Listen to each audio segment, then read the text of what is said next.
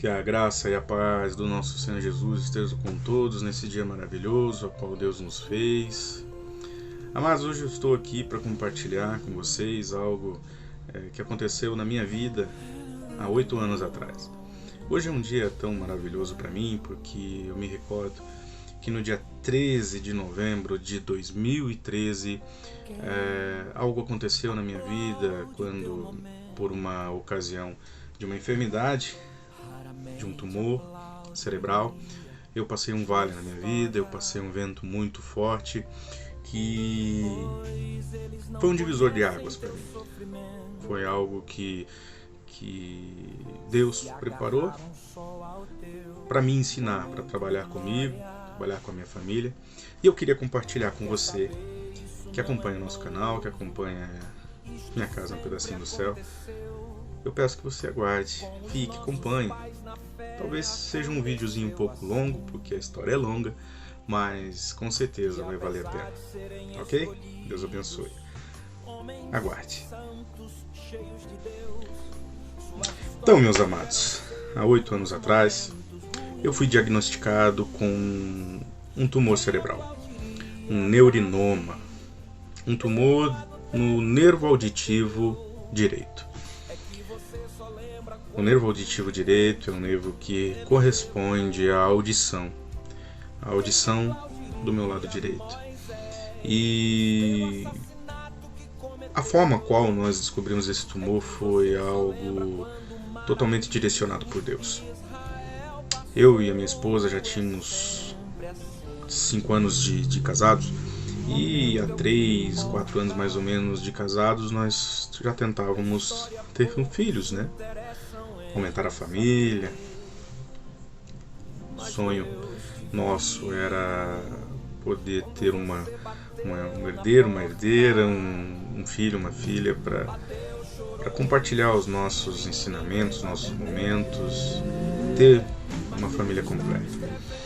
Mas nós não conseguimos. Alguma coisa impedia, alguma coisa não se concretizava. E a minha esposa procurou ajuda médica. E ao procurar ajuda médica, ela descobriu um problema com ela, um problema no ovário micropolicístico. E ela fez 1 ano de tratamento. Nesse 1 ano de tratamento, fazendo tudo aquilo que a médica pediu, a medicina orientava, ela retornou ao médico e recebeu alta, dizendo que seu problema já tinha resolvido, ela estava ovulando, ela tinha plena condição de engravidar. E passado-se 1 ano, e isso não aconteceu. Ela retornou ao médico e novamente a médica fez uma bateria de exames e constatou que com ela não tinha problema mais nenhum com relação ao ovário micropolicístico. Ela tinha um problema nas trompas que realmente também dificultava, mas o problema do ovário micropolicístico não existia mais. E a ovulação estava acontecendo normalmente e nada impedia algo mais sério de ter filhos. Mas como ela não conseguiu engravidar durante esse 1 ano, a médica dela pediu para que eu fizesse alguns exames. Ela falou, pede para o seu esposo fazer alguns exames que contigo tá tudo bem, você tá normal, contigo não há problema nenhum aí no indício de tentativa de engravidar. Então, pede para ele fazer alguns exames. E ela deu algumas guias para que o plano autorizasse os exames. A minha esposa me trouxe, conversou comigo, falou sobre o assunto e nós concordamos. E eu procurei fazer esses exames. Homem geralmente tem uma dificuldade de procurar médico, acaba protelando os seus problemas, acaba se automedicando e um monte de coisas, né? E eu era assim, né? Ou seja, eu tinha muito isso. Então, acumulou-se muitos problemas. E quando eu precisei fazer esses exames e concordei em fazer esses exames para verificação se existia algum problema de fertilidade comigo, eu já aproveitei e fiz uma bateria de exames.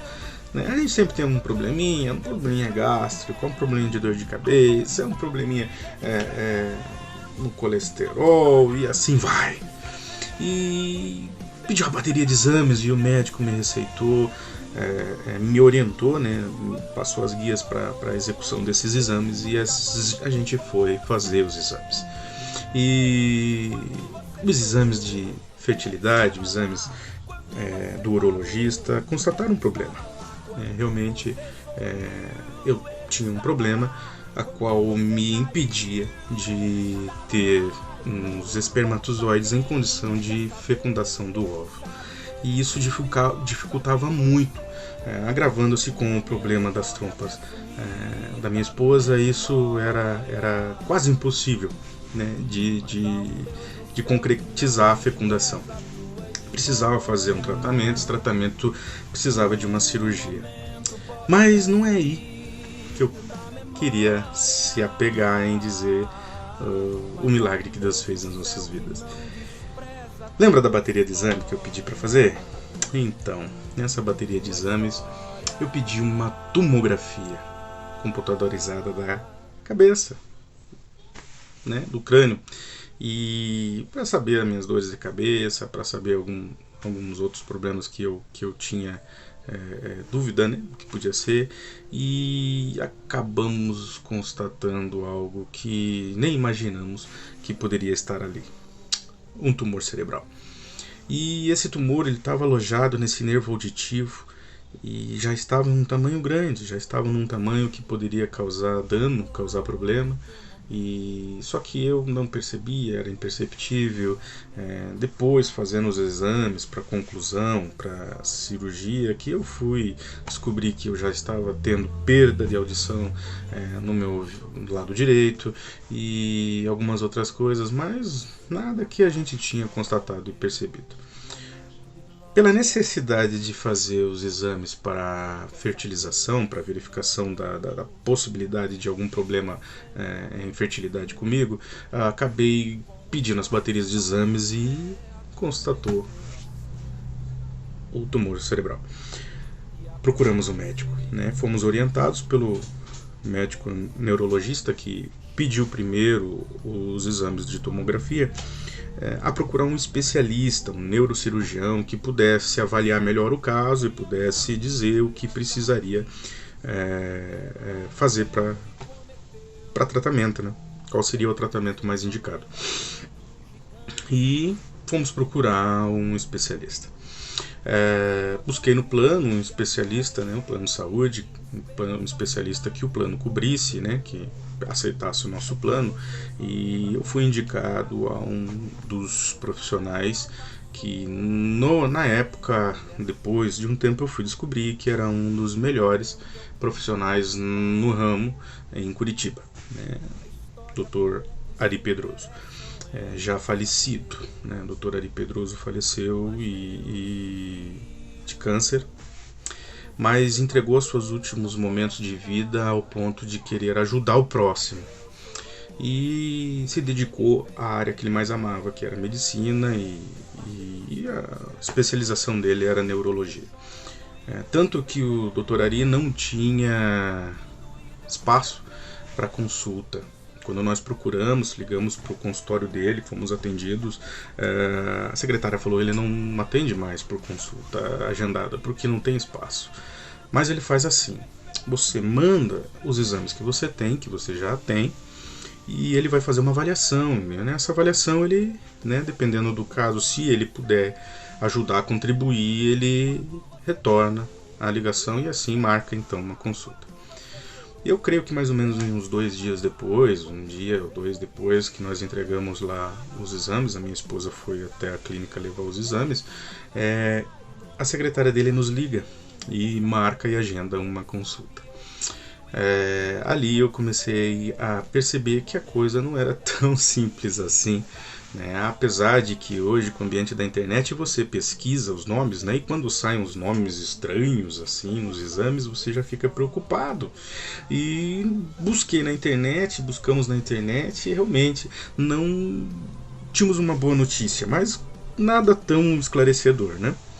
E quando um médico nos chamou para fazer a consulta, nós entendemos que realmente alguma coisa grave poderia estar por trás daquele exame, por trás daquele nome estranho. Quando chegamos para fazer o exame, fomos muito bem atendidos por ele. Eu e minha esposa estávamos juntos nessa primeira consulta e ele explicou totalmente o que era, como era e qual era o tratamento indicado. No começo é assustador, né? Porque você senta à frente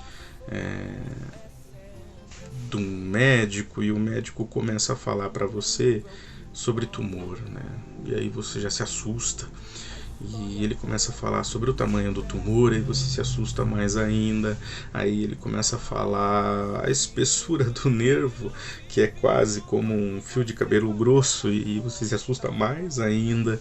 O tumor estava mais ou menos do tamanho de um grão de arroz. Imagine um grão de arroz dentro de um fio de cabelo. Então já era para mim estar sentindo alguns problemas, já era para mim estar sentindo alguns efeitos aí desse tumor, que ele estava alojado bem no canal onde 5 nervos passavam. E esses 5 nervos controlavam cada uma parte específica do meu corpo. Cada um coordena a parte específica do teu corpo também. Teu corpo é perfeito, Deus faz as coisas perfeitas. E aonde estava esse tumor, ele estava comprimindo os demais nervos. Então já era para mim estar sentindo problemas de tontura, podendo perder expressão facial, podendo perder equilíbrio. O nervo do labirinto passa por ali também, sem contar a audição, né? Que realmente depois eu fiz o exame e comprovou que eu já estava perdendo a audição, mas como eu disse ali, nós não tínhamos percebido nada, né? Não havia percepção. Ele olhou para mim e falou assim: olha, Cleves, eu lembro como se fosse hoje, isso já ha passado 8 anos. Olha, Cleves, você atirou no que viu, porque eu fui buscar exames devido a um problema de fertilidade e achei um tumor. E ele falou: você atirou no que viu e acertou o que não viu. Ele olhou para mim e falou: eu vou te falar como se você fosse um filho para mim. Se fosse um filho meu sentado aqui na minha frente, eu falaria que o necessário seria operar. E aí ele passou todos os riscos da operação. Operação cerebral não é algo simples, né? É algo assim que, por mais que a medicina possa ter avançado no trato, no cuidado, nas habilidades, é algo de extremo risco. E ele explicou tudo para nós, né? Ele explicou o crânio ser aberto, como seria cortado, como seria feito as incisões, até as ferramentas cirúrgicas que seria usado, né? Ele ainda brinca que usaria uma maquita cirúrgica para abrir a minha cabeça, eu usaria uma furadeira cirúrgica para abrir o buraco da incisão, onde entraria ali então as pinças, né, para poder fazer a remoção do nervo, e explicou todos os riscos que eu poderia ter. Desde o mais básico e quase lógico, né, que eu acho que seria inevitável, que seria a perda da audição do ouvido direito, porque o nervo auditivo direito deveria ser removido, como também os mais sérios, né, que poderiam ocasionar, e seria perda da expressão facial, perda de paladar, perda de movimentação no lado direito, perda até de equilíbrio. E isso, lógico, seriam as sequelas que poderiam causar, e a mais grave de todas, lógico, o óbito, a morte, porque é algo bem criterioso, é um risco muito grande. E entanto que ele falou que basicamente eu sairia da cirurgia e iria para uma UTI, né, para ser cuidado.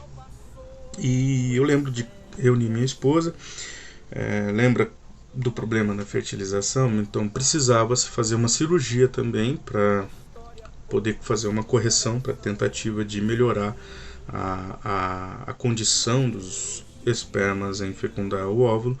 E tínhamos essa necessidade da cirurgia, e eu conversando com a minha esposa, a gente conversando, e entramos no consenso. Fazemos a cirurgia para tentativa de gerar uma vida, ou fazemos uma cirurgia para tentativa de salvar uma vida. Lógico, né? Nós optamos ali então por salvar uma vida, tentativa de salvar uma vida que seria a minha própria, confiando que Deus pudesse fazer os seus milagres e a vida continuasse e nós pudéssemos posteriormente ter a oportunidade de ser pais, né? E concordamos nisso e fomos fazer todas as baterias de exames necessárias e fazer a cirurgia. Eu lembro um pouco antes de fazer a cirurgia que a minha espiritualidade, a minha fé estava muito forte. Eu estava crendo muito na ação e no agir de Deus, e eu lembro de sentar com a minha esposa e conversar com ela a respeito do que poderia acontecer, né? Eu poderia não voltar da cirurgia, e isso era um risco iminente, próximo, então eu não podia descartar essa possibilidade. E aí conversamos, e na época tinha plano de saúde, tinha plano funerário e tinha um seguro de vida. E passei as orientações para ela, como se o pior acontecesse comigo, né, no sentido dela, ela tivesse continuidade da sua vida aqui com um pouco de mais conforto, né, e mais. Eu lembro dela chorar sentada no sofá da nossa casa, e ela questionou assim, falou: você não crê em Deus? Você não acredita em Deus? Isso vai ser superado? Em choros para mim. E eu olhei para ela e falei assim: por acreditar em Deus, meu amor, é o que eu estou fazendo isso com você, porque a minha vida está na mão dele. Eu estou totalmente preparado para que ele tiver para mim. Se ali chegou o meu momento, eu estou preparado, eu vou. E se porventura não, se Deus ainda tem alguma coisa para mim aqui nessa terra, ou se eu preciso melhorar em algo, sei lá, eu voltarei, né? E falei para ela: isso é confiar em Deus. Confiar em Deus sobre tudo que aconteça na tua vida, você precisa confiar em Deus. E ali conversamos, acertamos e fomos animados, né, para a cirurgia, confiantes na cirurgia. No dia 12 de novembro de 2013 eu me internei no Hospital Vita de Curitiba para executar a cirurgia no dia 13 de novembro de 2013. Passamos pela cirurgia. A primeira cirurgia, o primeiro visto foi espetacular, né? Ou seja, tudo deu certo, o doutor Ari estava animado, falando com a minha esposa, dizendo que tudo ocorreu bem, que saiu tudo conforme ele planejava, que eu muito provavelmente não ficaria com nenhuma sequela, além da perda da audição do ouvido direito, porque o nervo realmente teve que ser removido, mas que no mais estava a minha recuperação indo muito bem. E eu fui para UTI, né? Ali, essa parte da minha vida eu não lembro. Essa parte apagou da minha memória, porque após cirúrgico da primeira cirurgia, né, já antecipando que teve mais cirurgias, né, eu apaguei da minha memória. Eu não lembro. Eu lembro o que me contam. E a minha esposa diz que no pós-operatório, na UTI, só podia entrar 2 pessoas e uma de cada vez para visita. E ela lembra que no dia posterior à cirurgia, ela teve no dia 14, né, fazendo a visita, e eu estava diferente, conversando, mas porém diferente, falando palavras que eu não costumava falar, de uma forma que eu não costumava falar, falando coisas que não tinham nexos, como brigou com a minha mãe brigou comigo, coisas assim que não tinha motivo, porque minha mãe não tinha nem ido me visitar ainda, ela foi me visitar depois.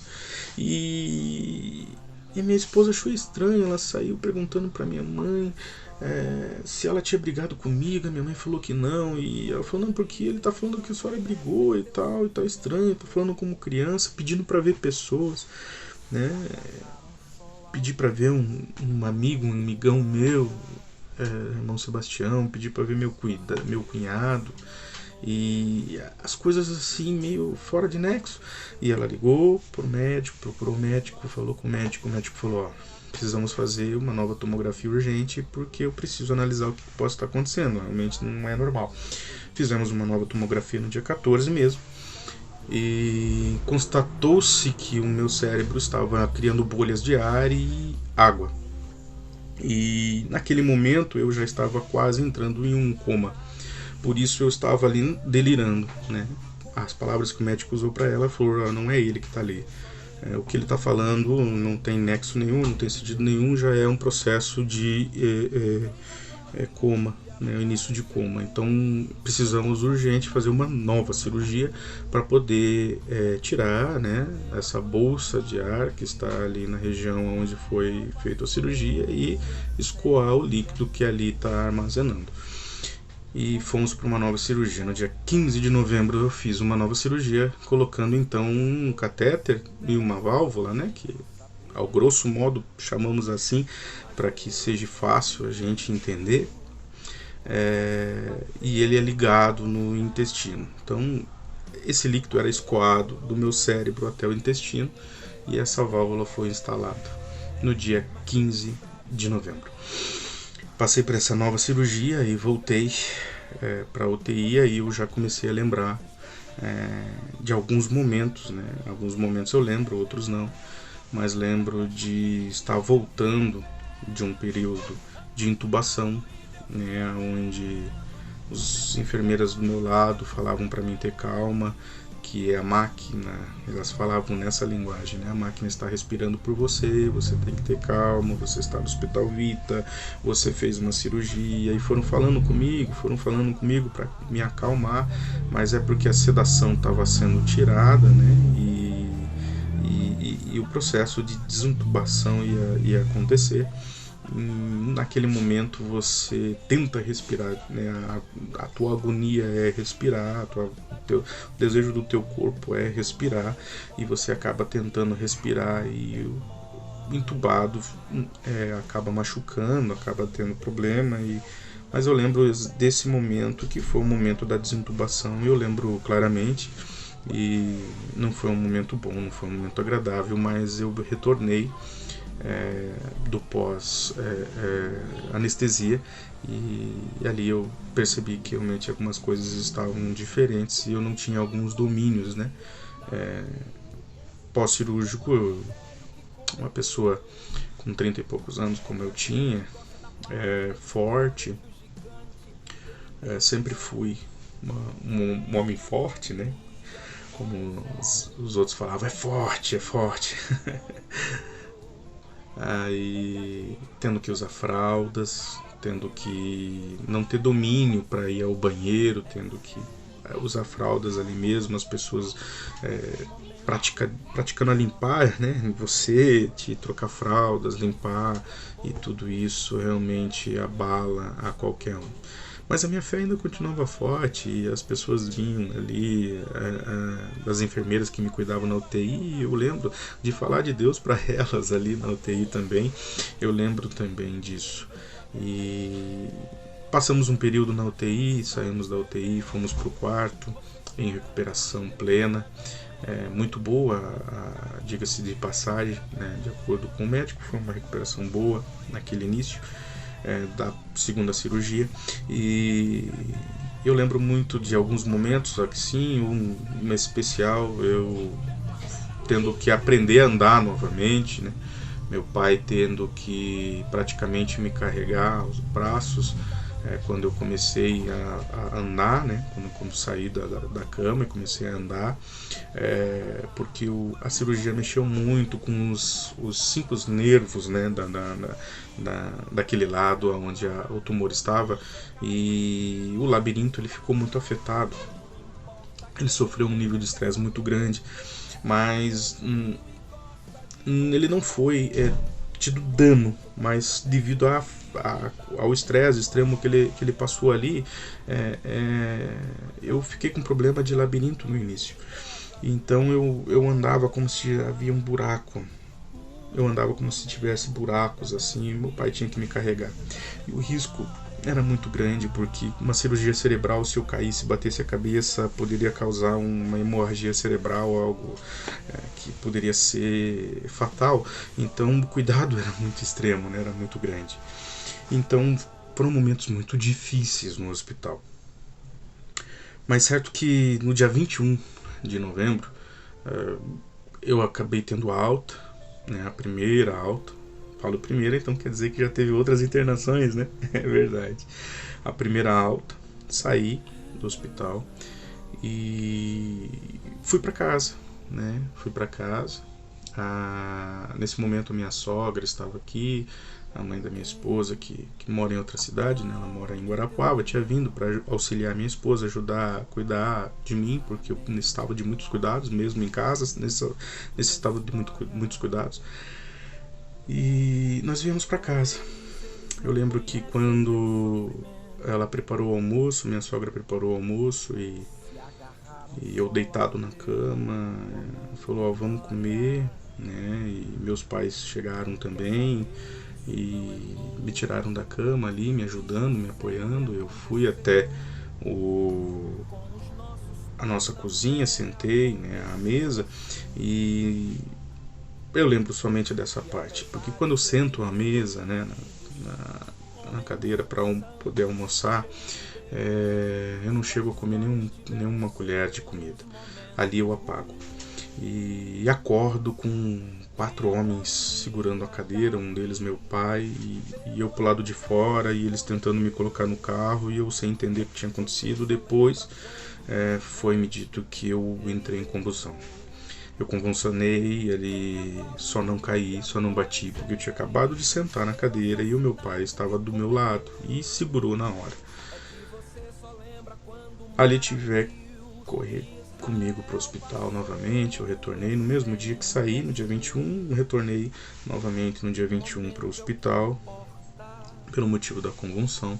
E chegando no hospital lá, eu tive um problema um pouco maior, porque as lotações já estavam cheias dos quartos. De acordo com a administração do hospital, ninguém podia liberar um quarto para mim emergencialmente para internação, e eu fiquei na enfermaria aguardando a resposta dos médicos. O médico de plantão de emergência estava tentando falar com o Dr. Ari, o médico que fez a cirurgia, e não conseguia. E todos os meus sinais vitais ali aparentemente estavam bons, e ele ia me dispensar. Chegou para nós e falou, dispensar porque os sinais dele estão bons, a convulsão pós-operatória numa questão cirúrgica cerebral é normal, e aí foi falando, e eu vou acabar liberando e tal, porque parece que está tudo bem. E quando me colocaram na cadeira de rodas, né, para poder sair ali da emergência, eu tive mais 2 crises de convulsão. E aí o médico então falou, não tem jeito, vamos ter que internar. E colocaram eu na enfermaria, porque não havia quarto, e ali fiquei alguns dias na enfermaria, numa maca, pós-operado de 2 cirurgias cerebral, e uma maca totalmente desconfortável. Eu já estava sem os acessos ali que me permitiam fazer as minhas necessidades fisiológicas na cama, né, na maca, e eu não conseguia levantar e ir E você que deseja transformar sua casa em um pedacinho do céu, assista o próximo vídeo, se inscreva no canal, que falaremos mais sobre isso.